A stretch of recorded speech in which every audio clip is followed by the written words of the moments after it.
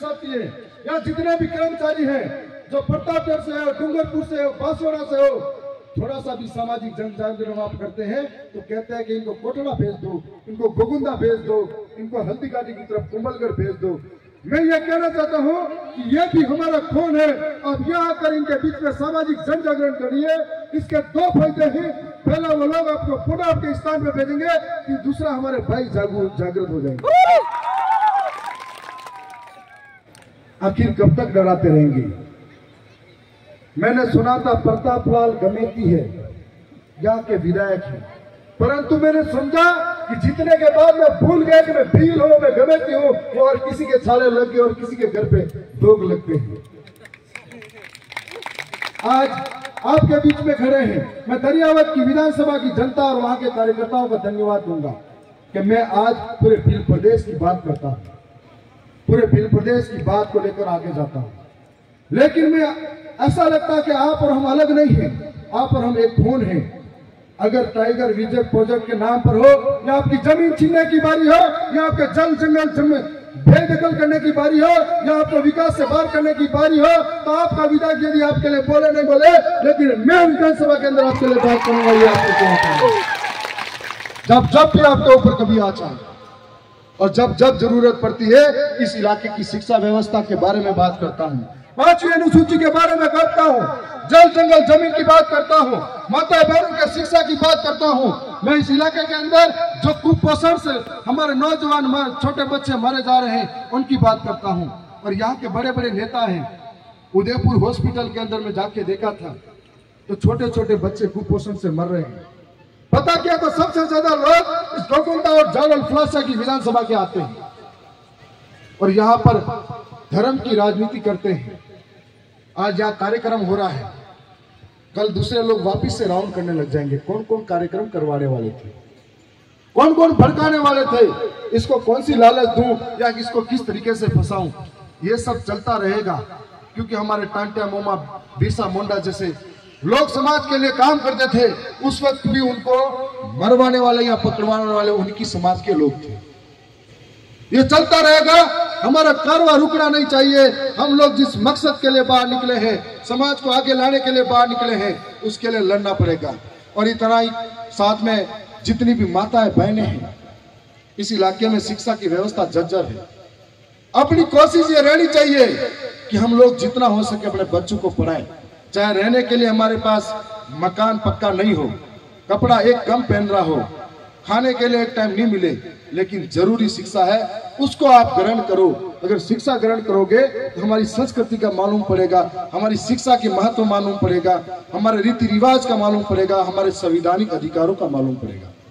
और अगर मालूम पड़ेगा तो सिस्टम से हम लड़ पाएंगे। वरना अभी जैसे कलेक्टर के बारे में आप कह रहे थे, ऐसे कई नुमाइंदे सरकारी आएंगे, हमारे लोगों के साथ में गलत व्यवहार करेंगे।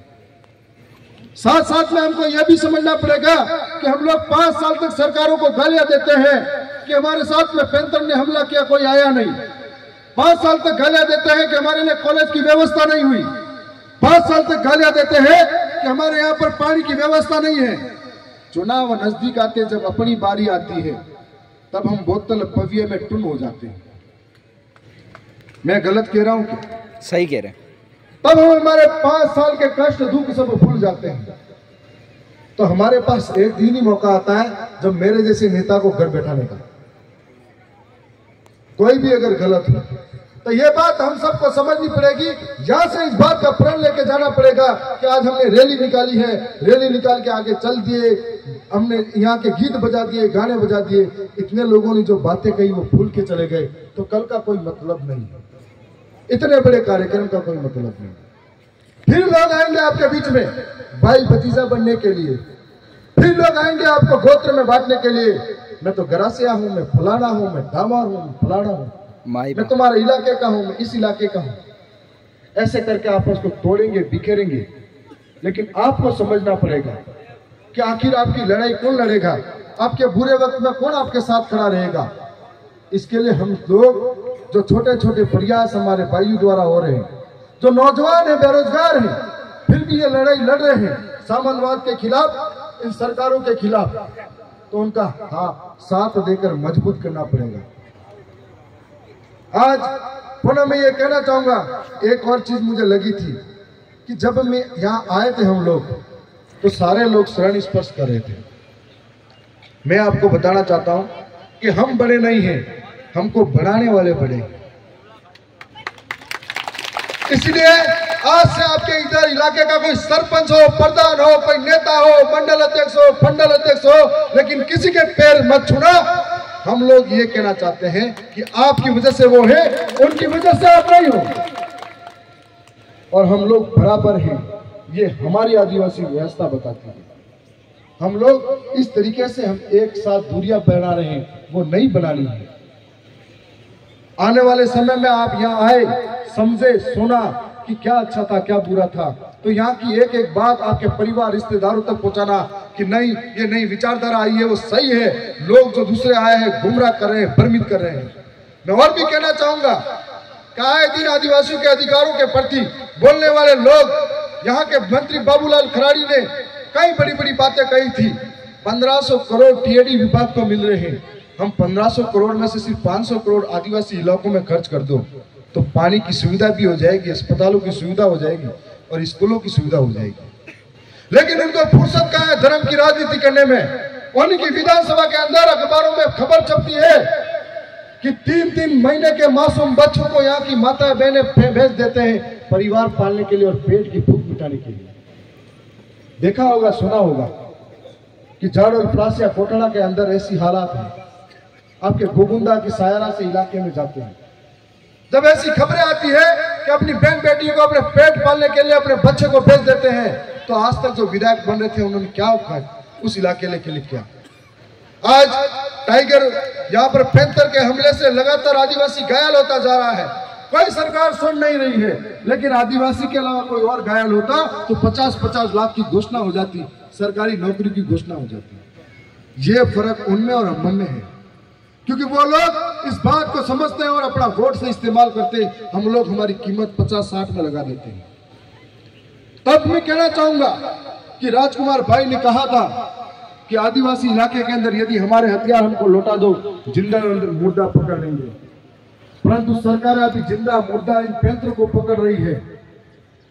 लेकिन जो लोग वोट लेकर हमसे जीत कर गए, वो भी हमारे आदिवासी के अधिकारों को खा रहे हैं। वो भी उस पैंथर की तरह है, जो उस पैंथर आदिवासी को सीधा खा रहा है, तो वो अपने कागज में हमारे अधिकार खा रहे हैं।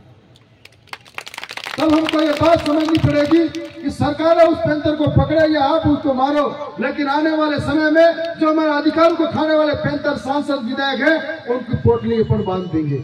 ऐसा हमको प्रण लेना है।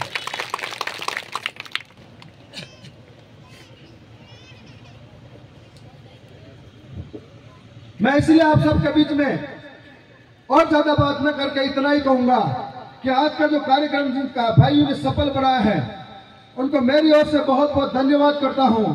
मेवाड़ का ये इतिहास शौर्य पराक्रम भरा है। ये हमारे भीलू का इतिहास, पग पग पे जो इतिहास है, एक यहाँ का शौर्य पराक्रम हमारे शरीर में है। हमारे पुरखों ने जो इतिहास लिखा है ईमानदारी से, हमें इसको सजाना है। मैं अंत में इतना ही कहूंगा कि इतिहास हमारा पढ़ लेना, रक्त से शब्द सजाए हैं। इतिहास हमारा पढ़ लेना, रक्त से शब्द सजाए हैं। सर कटते थे, डर लगते थे, तब राणा पुंजा पील कहलाए। पुनः आप सबका बहुत बहुत धन्यवाद, आपने जो मुझे इस अवसर दिया।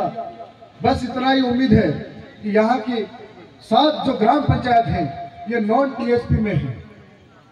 मैं कोशिश करूंगा कि आपके विधायक आवाज उठाए नहीं उठाए, लेकिन मैं आपके लिए बात विधानसभा में बोलूंगा।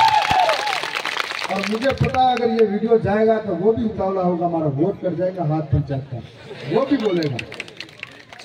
और दूसरा, टाइगर रिजर्व की जब समस्या आ रही है। तीसरा, इस इलाके में शिक्षा व्यवस्था की बात होती है, तो आपके भाई मुझे जब भी कहेंगे राजकुमार भाई और अन्य साथी, तो मैं हमेशा खड़ा रहकर अपने भाइयों के लिए कभी कोई भी बात करे पीछे नहीं हटूंगा। राजस्थान की सबसे बड़ी महापंचायत की टेबल ठोक के बोलूंगा कि मेरे भाई की समस्या समाधान कराइए। मैं पुनः बहुत बहुत धन्यवाद करता हूं आप सबको। मेरी ओर से जोहार, जय भीम, जय राणा पुंजा। मुझे बोलने की जरूरत नहीं होनी चाहिए, ताली कितनी जोरदार होनी चाहिए। सभी साथी शांति बना रखे। बहुत सारे सिंगर भी अपने बीच में विराजमान है और कई सारे वक्ता बाकी है। और देवीलाल जी पारकी, मालावरी, आप आकर क्षेत्र से तैयार है। उनसे पहले कैलाश जी केसुली बहुत अच्छे वक्ता है जो संचालन कर रहे हैं। आप अपनी बात रखें, सब आपको सुनने के लिए तैयार है। साथियों एक बार जोरदार नारा, का नारा है। जैसे विधायक साहब ने कहा है कि आप लोग, ये नेता लोग हरामखोर, पेंटर से भी कई हरामखोर नेता हैं, इनको सबक विधायक साहब को विश्वास दिलाता हुआ ये छोटा भाई इन सभी भाइयों का ताकत और साथ लेके कहता हूं कि 2028 में मुंह तोड़ जवाब देंगे हम, ये कहते हैं। बहुत बहुत धन्यवाद।